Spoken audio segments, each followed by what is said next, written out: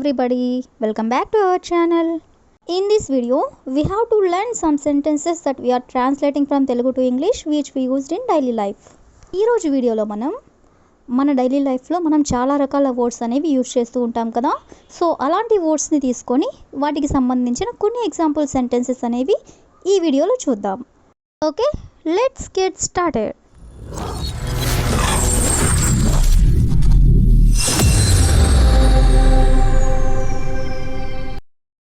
Before going to the topic, if you like this video, please you can share this to your friends and family members, and also don't forget to subscribe my channel. Okay, let's get started. For example, నిన్నటి నుండి నిరంతరాయంగా వర్షం పడుతూనే ఉంది, లేదా వాళ్ళు నిరంతరాయంగా TV చూస్తూనే ఉన్నారు, లేదా ఆమె నిరంతరాయంగా పని చేస్తూనే ఉంది. ఈ 3 ఎగ్జాంపుల్స్ ఒకసారి చూడండి. ఫస్ట్ దాంట్లో నిన్నటి నుండి నిరంతరాయంగా వర్షం పడుతూనే ఉంది. సెకండ్ వన్, వాళ్ళు నిరంతరాయంగా టీవీ చూస్తూనే ఉన్నారు. థర్డ్ వన్, ఆమె నిరంతరాయంగా పని చేస్తూనే ఉంది. మూడిట్లో కూడా నిరంతరాయంగా అనే వర్డ్ అయితే కామన్గా ఉంది కదా. సో ఈ వన్ యూజ్ చేసుకొని కొన్ని ఎగ్జాంపుల్స్ అనేవి చూద్దాం. సో ఫస్ట్ వన్ ఈజ్, అతను నిరంతరాయంగా పొగ త్రాగడం మొదలుపెట్టాడు. అతను నిరంతరాయంగా పొగ త్రాగడం మొదలుపెట్టాడు. దీన్ని ఇంగ్లీష్లో he began to smoke incessantly.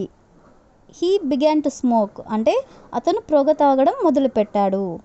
Incessantly అంటే నిరంతరాయంగా. అదేవిధంగా నెక్స్ట్ వన్ ఈజ్, వాళ్ళు వాళ్ళ గురించి నిరంతరాయంగా చెబుతారు. వాళ్ళు వాళ్ళ గురించి నిరంతరాయంగా చెబుతారు. దీని ఇంగ్లీష్లో they talk incessantly about each other. They talk incessantly అంటే వాళ్ళు నిరంతరంగా చెబుతారు. About each other. About each other అంటే వాళ్ళ గురించి. అదేవిధంగా నెక్స్ట్ వన్ ఈజ్, అతను ఆమె గురించి నిరంతరాయంగా చెప్పాడు. అతను ఆమె గురించి నిరంతరాయంగా చెప్పాడు. సో దీన్ని ఇంగ్లీష్లో he talked about her incessantly.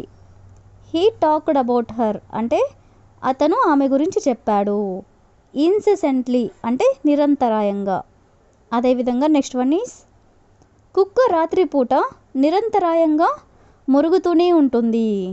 కుక్క రాత్రిపూట నిరంతరాయంగా మొరుగుతూనే ఉంటుంది. దీన్ని ఇంగ్లీష్లో the dog barks incessantly during the night. The dog barks అంటే కుక్క మొరుగుతుంది. ఇన్సెసెంట్లీ అంటే నిరంతరాయంగా. డ్యూరింగ్ ది నైట్ అంటే రాత్రిపూట. అదేవిధంగా నెక్స్ట్ వన్ ఈజ్, అతను నిరంతరాయంగా మాట్లాడుతూనే ఉన్నాడు. దీన్ని ఎగ్జాంపుల్గా చెప్పుకున్నాం కదా. సో దీన్ని ఇంగ్లీష్లో హీ ఈజ్ స్పీకింగ్ ఇన్సెసెంట్లీ.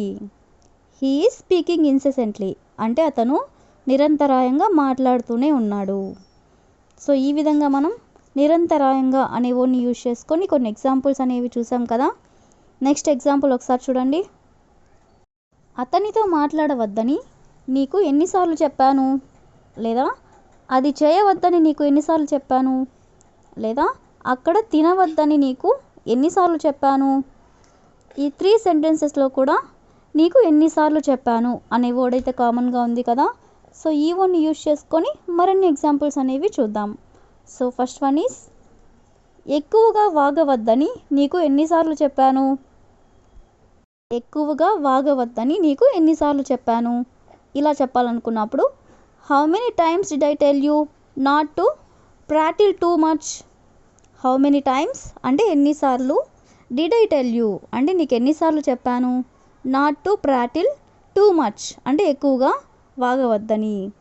అదేవిధంగా నెక్స్ట్ వన్ ఈజ్, డబ్బు ఇవ్వవద్దని నీకు ఎన్నిసార్లు చెప్పాను. డబ్బు ఇవ్వవద్దని నీకు ఎన్నిసార్లు చెప్పాను. సో దీన్ని ఇంగ్లీష్లో how many times did I tell you not to give money. How many times did I tell you అంటే నేను నీకు ఎన్నిసార్లు చెప్పాను నాట్ టు గివ్ మనీ అంటే డబ్బులు ఇవ్వద్దని. అదేవిధంగా నెక్స్ట్ వన్ ఈజ్, ఇతరులని ఏడిపించవద్దని నీకు ఎన్నిసార్లు చెప్పాను. ఇతరులని ఏడిపించవద్దని నీకు ఎన్నిసార్లు చెప్పాను. దీన్ని ఇంగ్లీష్లో how many times did I tell you not to tease others. How many times did I tell you not to tease others అంటే ఇతరులని ఏడిపించవద్దని నీకు ఎన్నిసార్లు చెప్పాను అని. అదేవిధంగా నెక్స్ట్ వన్ ఈజ్ వాళ్ళని కలవవద్దని నీకు ఎన్నిసార్లు చెప్పాను. వాళ్ళని కలవవద్దని నీకు ఎన్నిసార్లు చెప్పాను. దీన్ని ఇంగ్లీష్లో how many times did I tell you not to meet them. How many times did I tell you అంటే నీకు ఎన్నిసార్లు చెప్పాను. నాట్ టు మీట్ దెమ్ అంటే వాళ్ళని కలవవద్దని. అదేవిధంగా నెక్స్ట్ వన్ ఈజ్ ఇక్కడికి రావద్దని నీకు ఎన్నిసార్లు చెప్పాను. ఇక్కడికి రావద్దని నీకు ఎన్నిసార్లు చెప్పాను. దీన్ని ఇంగ్లీష్లో how many times did I tell you not to come here. How many times did I tell you not to come here అంటే ఇక్కడికి రావద్దని నీకు ఎన్నిసార్లు చెప్పాను. అదేవిధంగా నెక్స్ట్ వన్ ఈజ్ అక్కడ తినవద్దని నీకు ఎన్నిసార్లు చెప్పాను.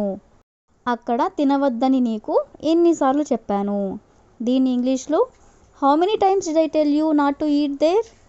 How many times did I tell you అంటే నీకు ఎన్నిసార్లు చెప్పాను. నాట్ టు ఈట్ దేర్ అంటే అక్కడ తినొద్దని. సో ఈ విధంగా మనం ఎన్నిసార్లు చెప్పాను అనే వర్డ్ని యూజ్ చేసుకొని కొన్ని ఎగ్జాంపుల్స్ అనేవి చూసాం కదా. నెక్స్ట్ ఎగ్జాంపుల్ ఒకసారి చూడండి.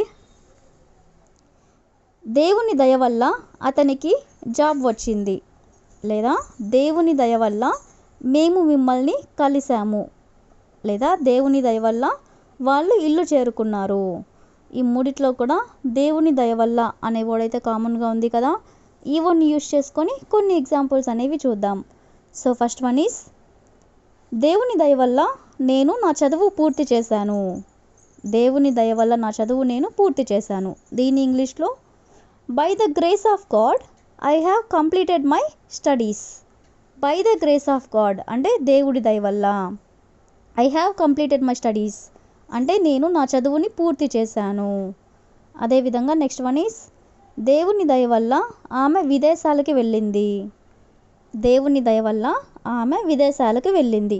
దీని ఇంగ్లీష్లో by the grace of God she has gone abroad. By the grace of God అంటే దేవుని దయ వల్ల షీ హ్యాస్ గాన్ అబ్రాడ్ ఆమె విదేశాలకి వెళ్ళింది. అదేవిధంగా నెక్స్ట్ వన్ ఈజ్ దేవుని దయ వల్ల అతను చాలా డబ్బు సంపాదించాడు. దేవుని దయ వల్ల అతను చాలా డబ్బు సంపాదించాడు. దీని ఇంగ్లీష్లో by the grace of God he has earned a lot of money. By the grace of God అంటే దేవుని దయ వల్ల he has earned a lot of money అంటే అతను చాలా డబ్బులు సంపాదించాడు. ఈ విధంగా మనం దేవుని దయ వల్ల అనే వర్డ్ని యూజ్ చేసుకొని కొన్ని ఎగ్జాంపుల్స్ అనేవి చూసాం కదా. So that's all for today. I will ask a question for you. దేవుని దయ వల్ల మేము కార్ కొన్నాము. దేవుని దయ వల్ల మేము కార్ కొన్నాము. So if you know this one in English, please you can comment in the comment section. Thank you for watching.